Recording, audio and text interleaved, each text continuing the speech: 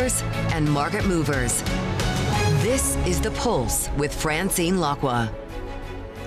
Good morning, everyone, and welcome to The Pulse. I'm Francine Lacqua, live in Davos from the World Economic Forum annual meeting. Now, there's a lot going on. Donald Trump will address, of course, the plenary today with a lot of chief executives on stage. We'll get to that in a moment. But it's also very telling what markets are doing. So we've seen, actually, we're day three after inauguration, and we've seen stocks whipsaw a little bit. So a bit of zigzagging. Stocks definitely today taking a breather after gains since Donald Trump's inauguration had taken European and U.S. benchmarks close to record highs. Look, I'm going to speak very plainly. It feels like when you speak to chief executives from Europe and Davos, they worry. They worry about security, they worry about investment, and they actually worry about tariffs. When you speak to American chief executives, they're much more bullish about their outcome. Now, this hour, we'll speak to the NATO Secretary General Mark Rutte, the European Investment Bank President Nadia Calvino, and the Marsh McLennan President John Doyle. So Donald Trump, as we were saying, set to make this virtual address here at Davos today, just 3 days after his inauguration as U.S. president. It's fair to say it will be one of the most closely watched appearances at the World Economic Forum. Now, Trump's presidency and his plans have been dominating conversations here. Among his first orders were pardons for nearly all January 6 defendants and a reprieve for shutting down TikTok. Well, speaking on Fox News, Trump also downplayed the national security risk posed by the social video app. I'll tell you, people want to buy it. People want to buy it. But those that say they know say it's a spying app for the communist Chinese. But you can say that about everything made in China. Look, we have our telephones made in China for the most part. We have so many things made in China. So why don't they mention that? You know, the interesting thing with TikTok, though, is you're dealing with a lot of young people. So they love it. Is it that important for China to be spying on young people, on young kids watching crazy videos and things? I don't want China spying on anybody. No, but they make your telephones and they make your computers and they make a lot of other things. Isn't that a bigger threat? Well, let's bring in Chad Thomas, Bloomberg's Europe executive editor, who also runs our Davos operations. Thank you for joining us, Chad. I mean, there's a lot going on, so we're all on Trump watch. There was a rumor yesterday that he'd come to Davos. We don't think he's coming to Davos. He'll be, of course, in the plenary virtually, but a lot of focus also on this Fox interview. Yeah, in that Fox interview, it seemed like he was backpedaling a little bit on the whole shutting down of TikTok in the U.S. or that they have to sell it, saying it's not as big of a threat and it's something that kids look at. So it'll be interesting to see how it plays out. First, there was the reprieve that they got of 60 days to see if they can find a buyer, but now maybe they won't be pushed into doing that. The thing, though, to watch is there are a lot of people in his own party who say that this is a threat. And so he will have to get them on board as well if he does, in fact, decide to back away from actually making them sell their U.S. operations. Yeah, it'll be interesting to say what, he's addressing the World Economic Forum for, whether he's going to ask chief executives to do something for America or whether he wants to talk about tech and AI and U.S. supremacy. Well, it's kind of funny for someone who's doing a virtual address, who isn't physically here. As you said, there was a rumor that maybe he's going to show up here today. It's what everyone's talking about, right? And so that in that address, people will be listening closely to what sort of either demands he makes or requests he makes, and also then the questions from the chief executives. And it's a select group. It's 3 finance executives, 1 energy executive, 2 from the U.S., 2 from Europe. What kinds of questions are they going to ask? Clearly, that is something that has already been pre-discussed, and so it'll be interesting to see, given that that was pre-discussed, what is it that the message that he wants to get across in those questions that they ask? Of course, it's Brian Moynihan, Steve Schwarzman, Anna Botín, and the Total Energy CEO. They're all also people that President Trump knows. Yeah, I mean, I guess there's a natural tension of chief executives wanting to have stability or knowing exactly what will happen, and Donald Trump's negotiating tactics making that, very difficult, certainly at the beginning of his tenure. Yeah, it's interesting when you talk to people here. On the one hand, some have an excitement about things that his presidency might unleash and changes that might come. Other people who are nervous. I was talking yesterday with a couple of European prime ministers who were saying, right now we're going to just step back and watch and see what actually happens. let's be clear, the European Union, if there are tariffs slapped on European companies, the European Union is preparing to retaliate. And those prime ministers were telling us that yesterday. Jen, I mean, the other story, of course, it's AI. I mean, you can see it from now, it's AI everywhere. And we're really trying to understand what the relationship between the tech companies or the tech bros are. And there's been, you know, one of the first, not the first, since the inauguration, one of the first spats with Elon Musk. And really interesting, right? Like the President Trump makes this big announcement, and we all know he likes grand pronouncements. And then Elon Musk goes out on X and says, "I don't think they actually have the money to do that," and is kind of tweaking Sam Altman a bit. I mean, is it the first spat that they're having, and how is that going to play out? Certainly, President Trump would presumably not like that Elon Musk was doing that, but you know, we're in new territory here, and we'll have to see how this is going to continue. Yeah, I thought that was very interesting because I mean, it was definitely a dig at Sam Altman. Yes. But through that, you're basically kind of also, you know, unnerving POTUS. Well, and it's interesting because is this also a repackaging of things that they were already going to do potentially anyway? That was what happened in the first Trump presidency. A lot of companies, I remember the German automakers, they were sending out press releases about their investments in the U.S. And I was looking at them closely thinking, but didn't we kind of already know that? But they did it, and then they would have an event with President Trump and say, look at all the money we're spending. And so I think we're going to see more of that as well, like making sure that they're showing the president that they are investing in the U.S. Yeah, and I was told, look, you have to get in front of him to really try and show, look, Mr. President, that's what we're doing. Chad, thank you so much for joining us. Chad Thomas, Bloomberg's Europe executive editor. Now, coming up, President Volodymyr Zelenskiy says any effective peacekeeping force in Ukraine must include U.S. troops. Well, later this hour, we also discuss all of this with the NATO Secretary General, Mark Rutte. This is Bloomberg.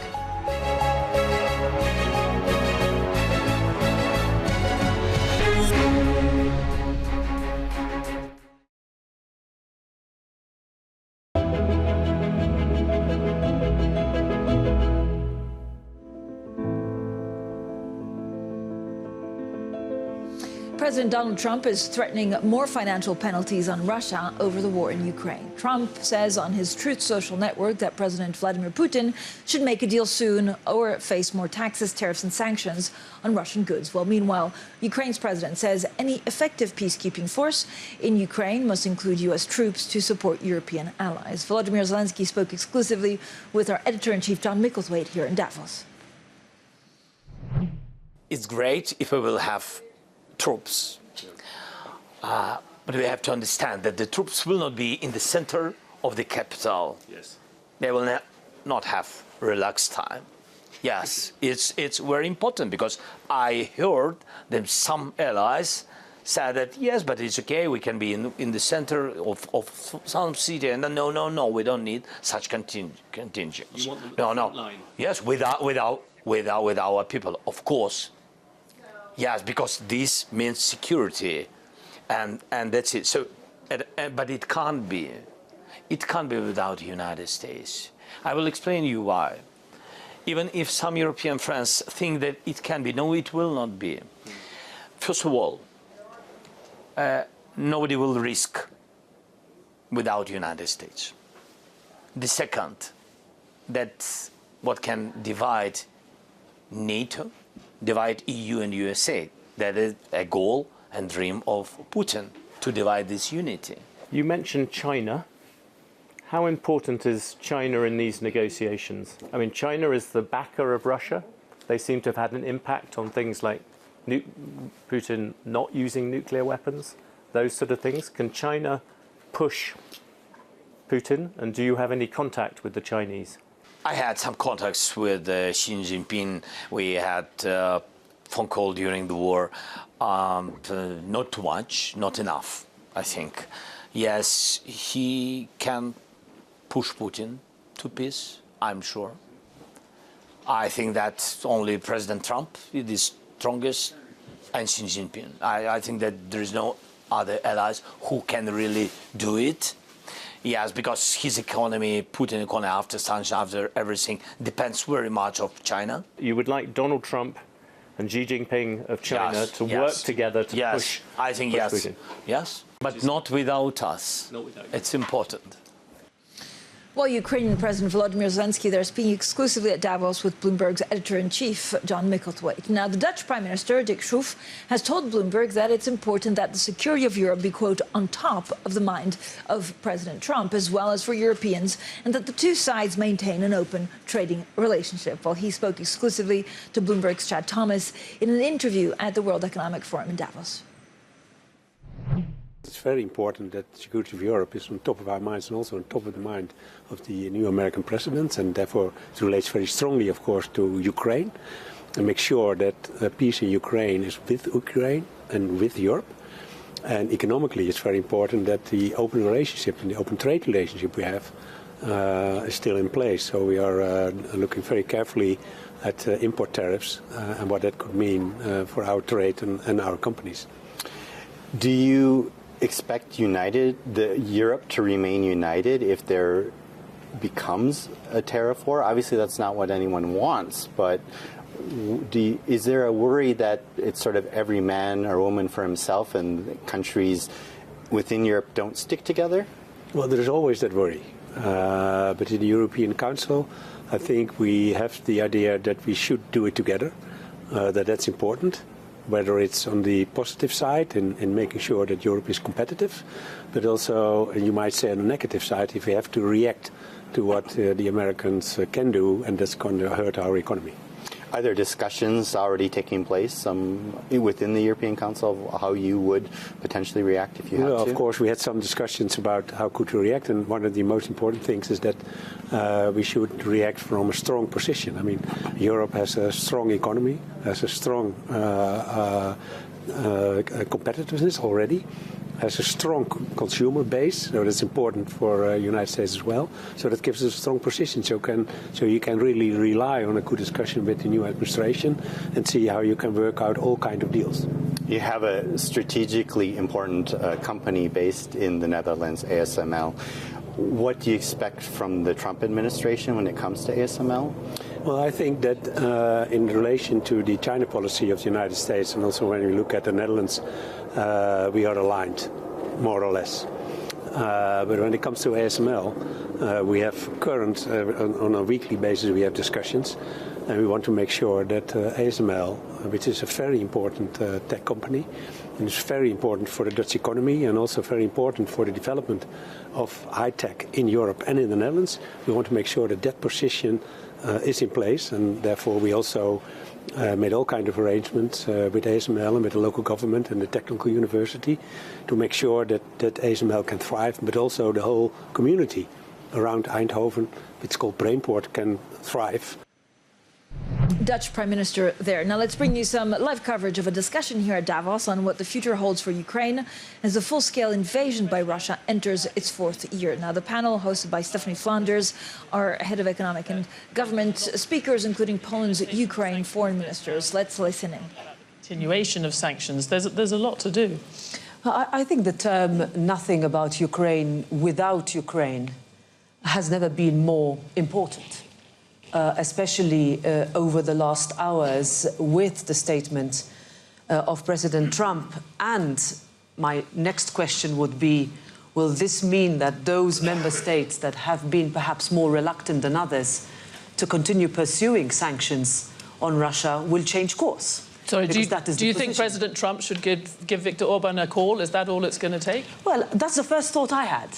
Because if we are looking back and saying that the European Union has shown we can do this when things get really difficult, that the European Union has shown unprecedented unity, where it would otherwise have been impossible in the past years. And that unity was because there was a realization that Ukraine cannot fight this war with one hand tied. Well, you can follow Stephanie's discussion on LiveGo, L-I-V Go, on the Bloomberg terminal. Now, President Trump has called on NATO members to spend 5% of their GDP on defense. There's a significant increase from the current 2% goal and a level that no NATO country, including the U.S., currently achieves. Well, let's head to our editor-in-chief, of course, John Micklethwaite, with a very important interview. Hi, John.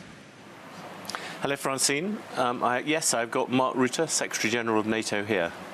And I will start. Mark Rutte, thank you for talking to Bloomberg. In these very seats yesterday, Vladimir Zelensky sort of sat and told me that the one thing he wanted was he wanted American troops in Ukraine after any kind of peace is gone. His first preference, of course, was NATO, but his second thing was the necessity of having Americans there. Do you agree with that? Can I be totally open with you? I'm not sure it is wise to discuss future peace deals through the media. I mean, if I was... You're telling me that. Yeah, but if you are Vladimir Putin, you sit in a reclining chair smoking your big cigar, and you can tick the boxes, yes or not territory given up, yes or not NATO, whatever. I mean, let's not do that. What we have to focus on is to get him, Volodymyr Zelensky, in the best possible position to start those talks. And what helps, for example, is what Trump did this morning, President Trump, in announcing, or yesterday, announcing this extra sanction package on Russia. That's the way forward. And you think that could have a real effect? Absolutely. If the Europeans will also help, they're doing a lot, but they could work with the Americans in conjunction. And then, of course, we also have to see what the Ukraine needs more in terms of weapon supply. I guess if the US continues that Europe has to pay more for those weapons, which is only logical. And of course, we have to spend more here in this part of the world for defense. This morning, I think you said that this is Europe's problem. It's not Trump's. We shouldn't be blaming him for what's happening. I hear many people here whining and complaining about Trump, and I would say the problem is not Trump or the US. The problem is Europe. The problem is Europe because at the moment we are not spending enough. Trump has also pointed that when the US is supplying a lot of weaponry into Ukraine, that we could pay more of the financial burden of that than we are doing currently. And he has always consistently been clear about the fact that he feels that we are under the US umbrella here and not paying enough for that. And luckily, thanks to him in his first term, we are paying more.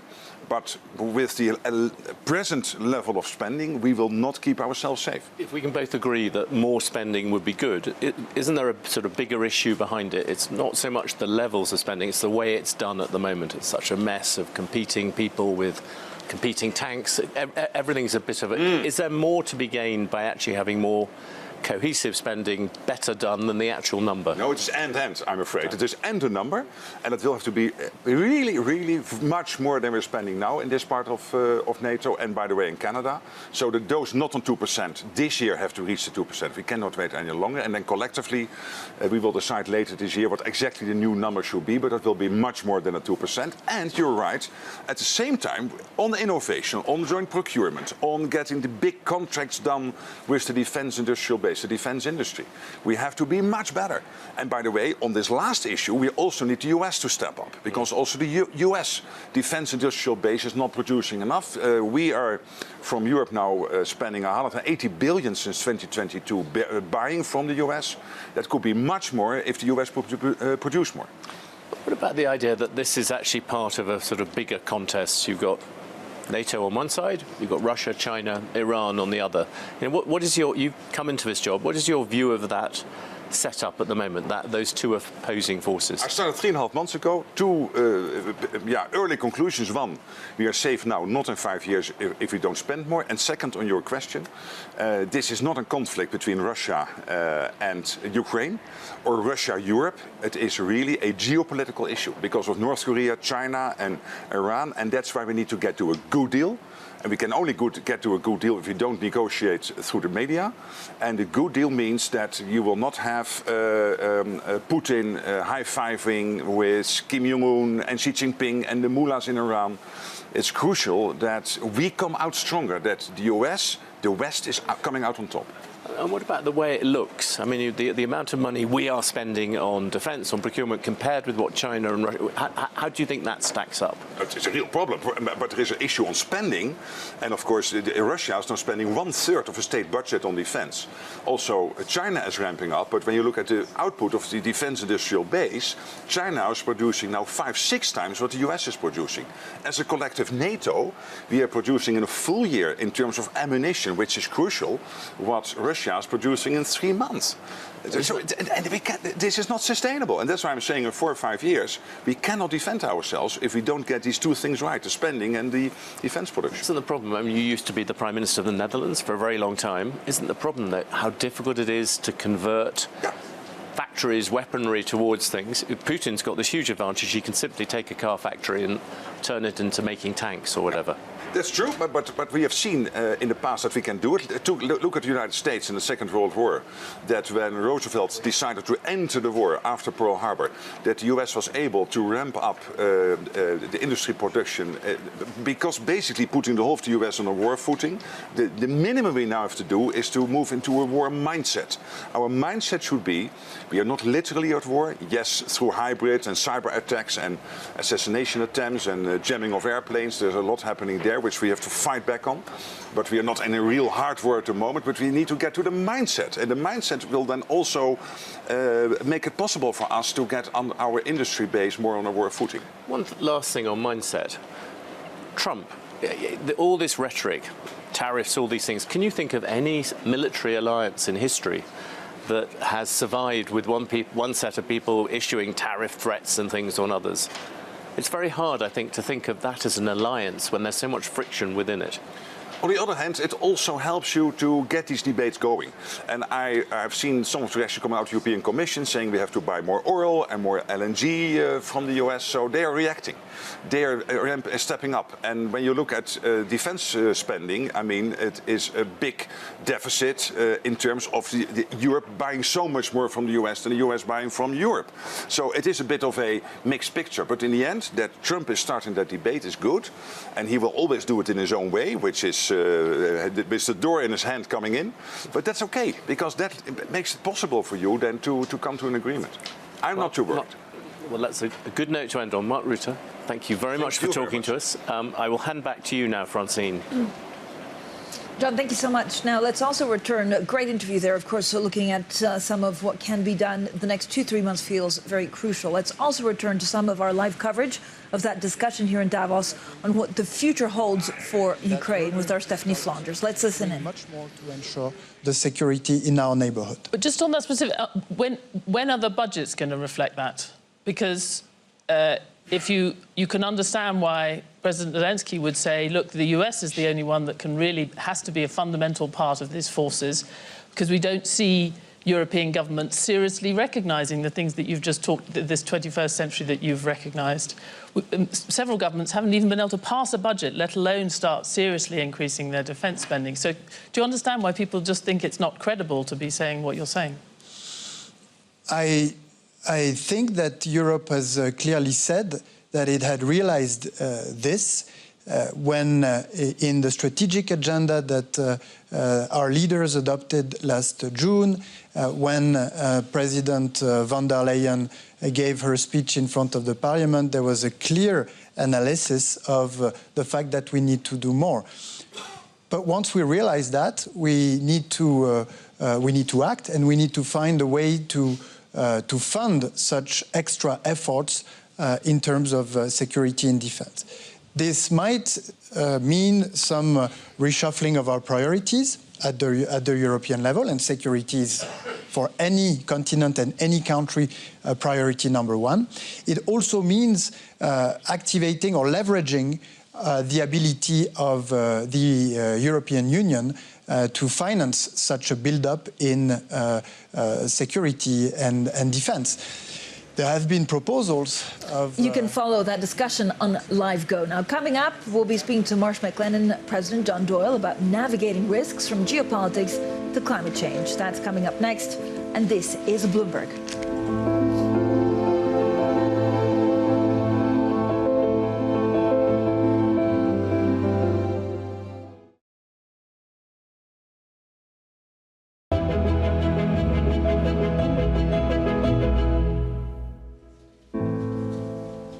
Good morning, everyone, and welcome to our special coverage live from Davos, from the World Economic Forum annual meeting of Francine Lacqua. Now, business executives and world leaders have been discussing the impact of growing global uncertainties, including geopolitical risks, the threat of climate change, and, of course, President Trump's policies. Now, in Los Angeles, the ongoing wildfires have also raised questions about the long-term relationship between climate risk and insurance. Well, I'm delighted to be joined by John Doyle.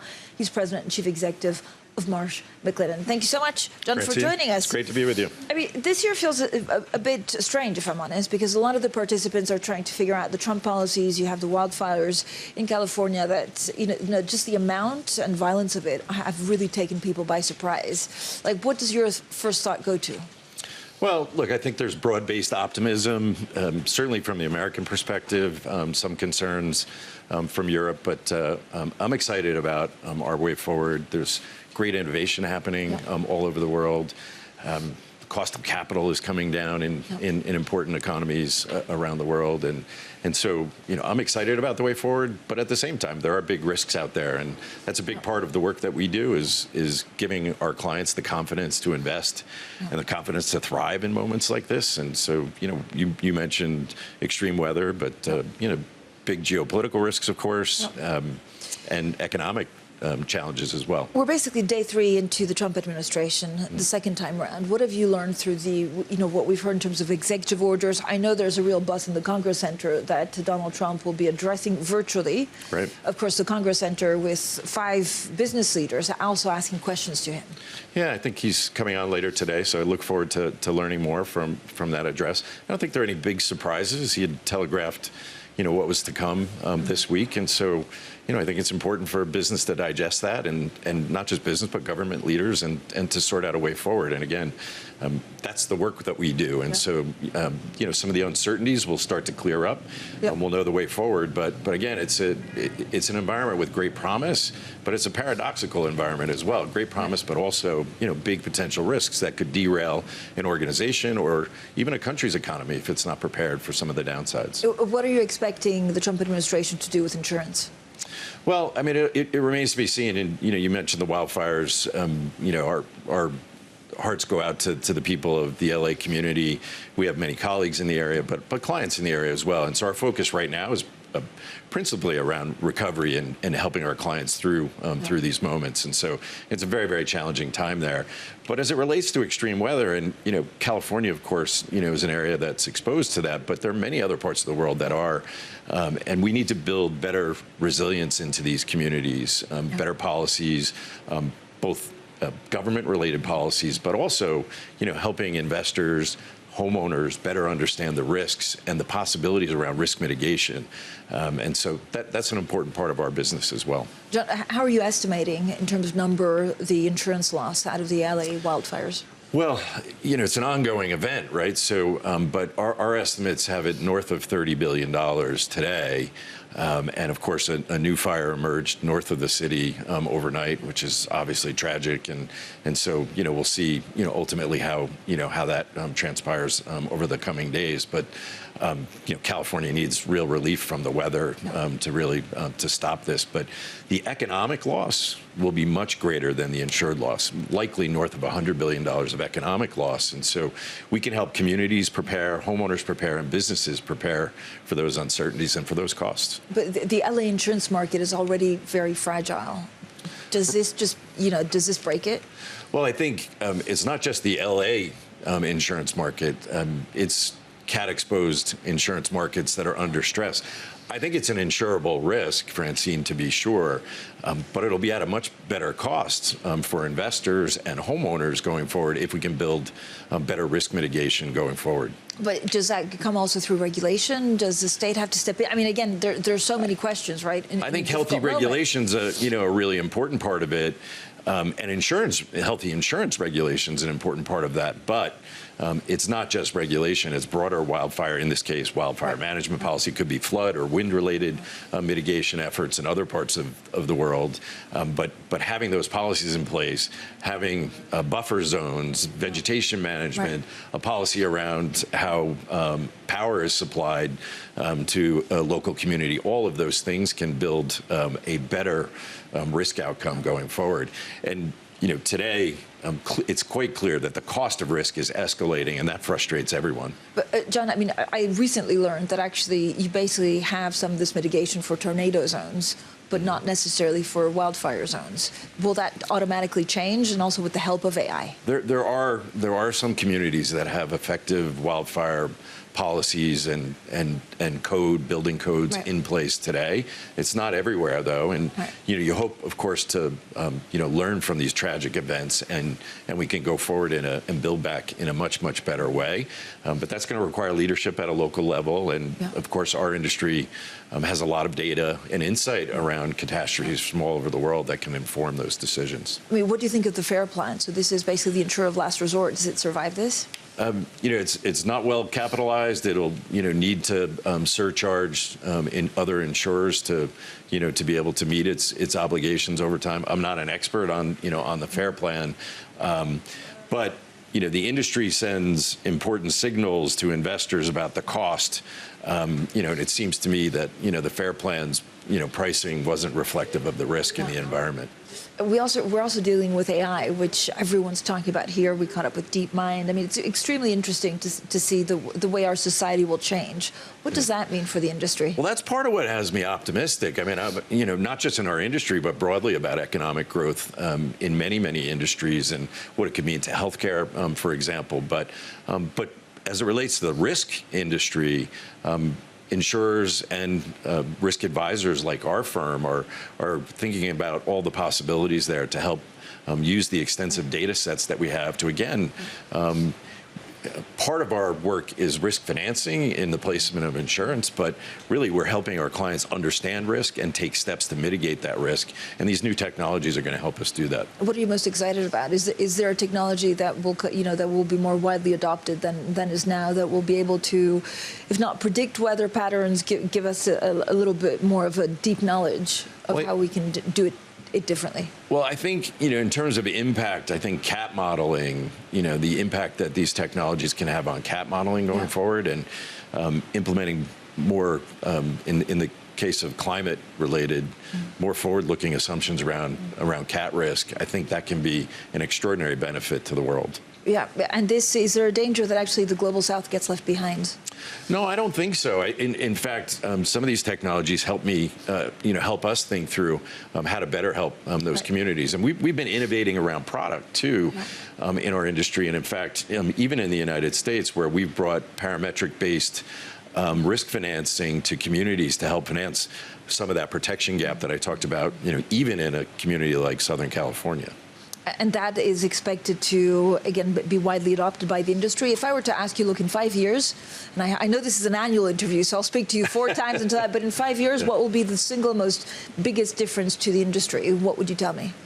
Yeah, I think better cat modeling. And I want our industry to do a better job on the risk mitigation work up front, so that communities are much clearer about what the possibilities are. And so, that's an important role that we play, and I'm excited at how technology can enable that. So interesting, John. Thank you so much for joining us. That was John Doyle, the Marsh McLennan President and Chief Executive. Now, one of the heads of state here in Davos is, of course, Javier Milei, the Argentinian president, delivering an address. Yesterday, he also spoke to our editor-in-chief. It was a pretty interesting interview that I would urge everyone to go back and listen to. He pulled no punches. We'll also bring you some of our exclusive interview next. He says his government would leave the Mercosur bloc if necessary to get a free trade deal with the U.S. This is Bloomberg.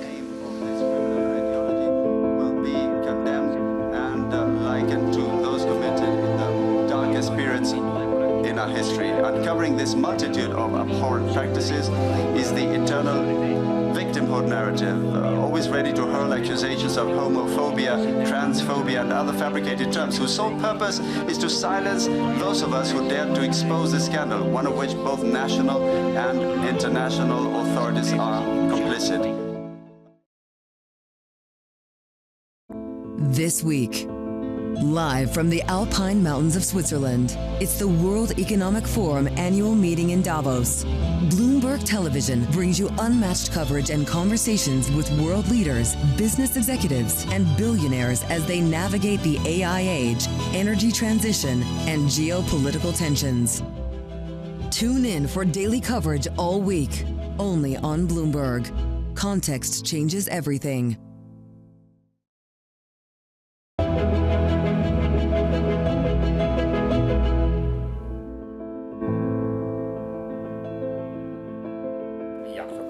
President Trump is now on top, as they say. He had a strong victory in the elections and is now taking steps directed at internal politics. The issue of ending the war in Ukraine must be, I believe, the victory for Trump and not for Putin. Putin is nobody for him. America is way stronger and Europe is way stronger. China is way stronger than Russia. They are all players.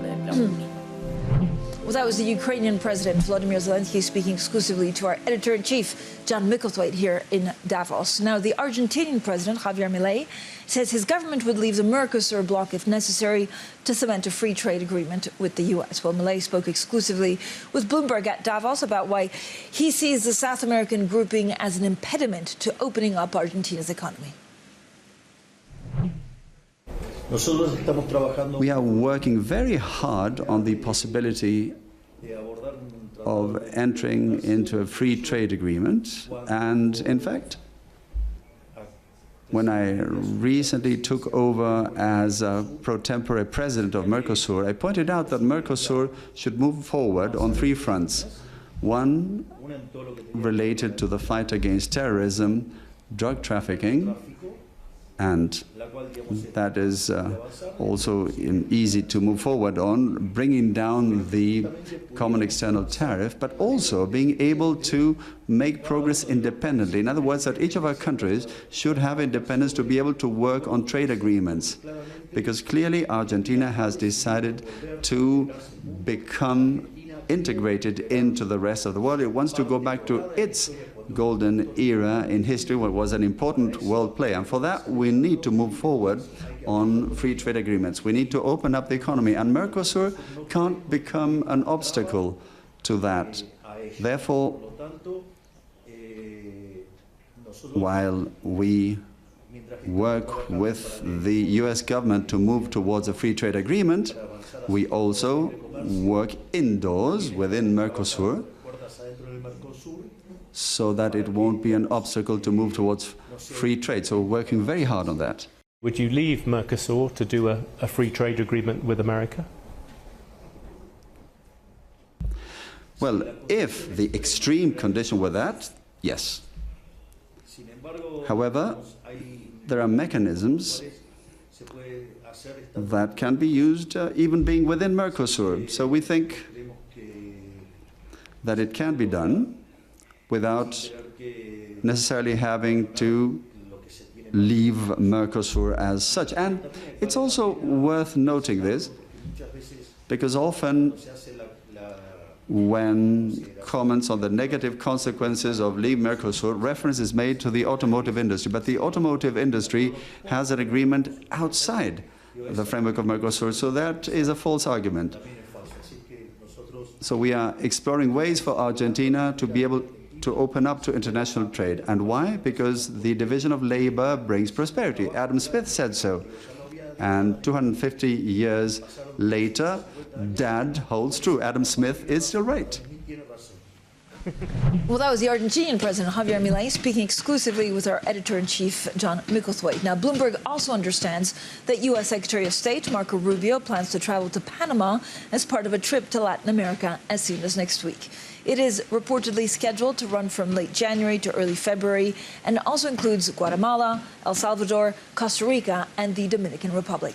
Now, the trip is expected to be Rubio's first since being sworn in and underscores President Trump's seriousness about taking back the Panama Canal. Much more to come. Here from Davos, this is Bloomberg.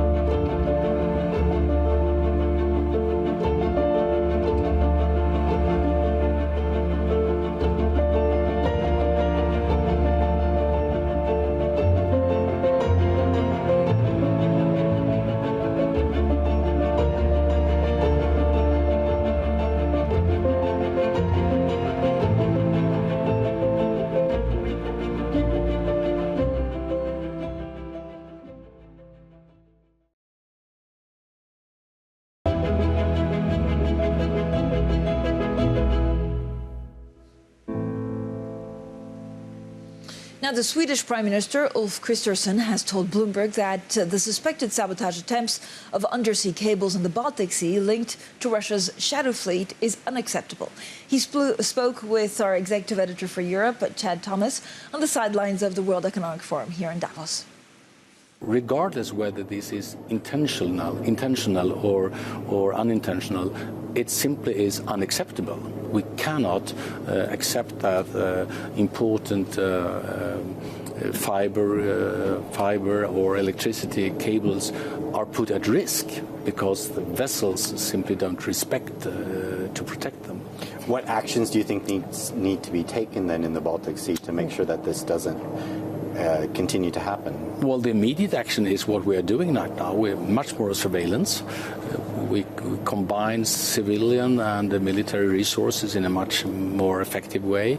We have the ongoing NATO mission, Baltic Sentry, going on right now.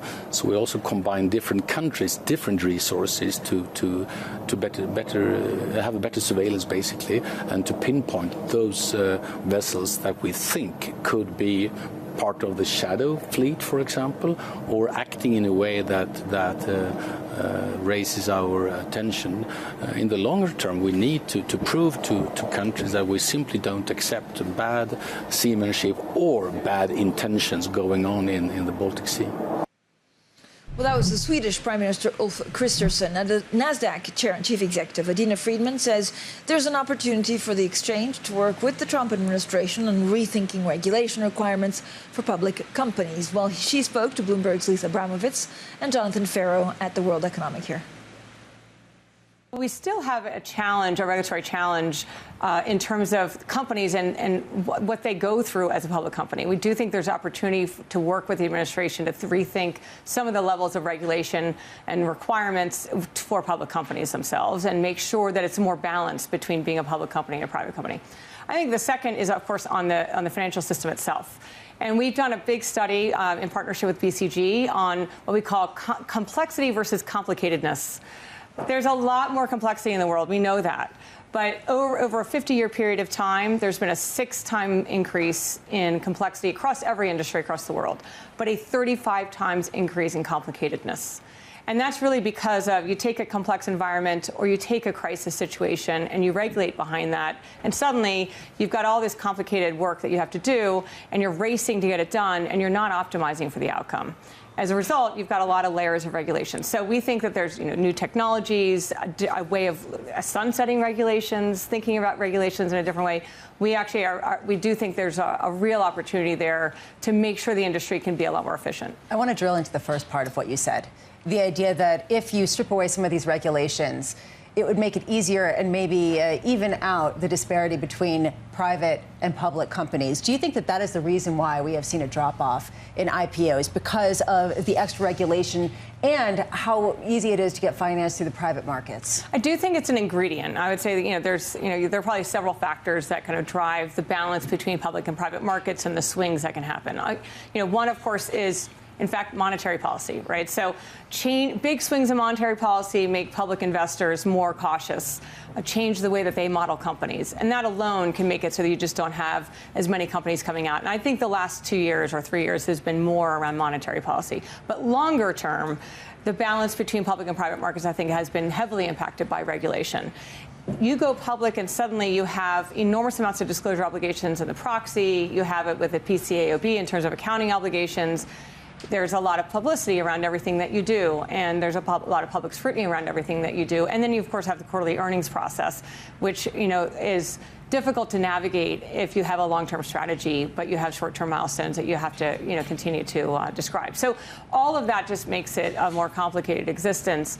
I think some of that's just part of being a public company, but some of it in terms of proxy, there's a lot we can do in proxy reform.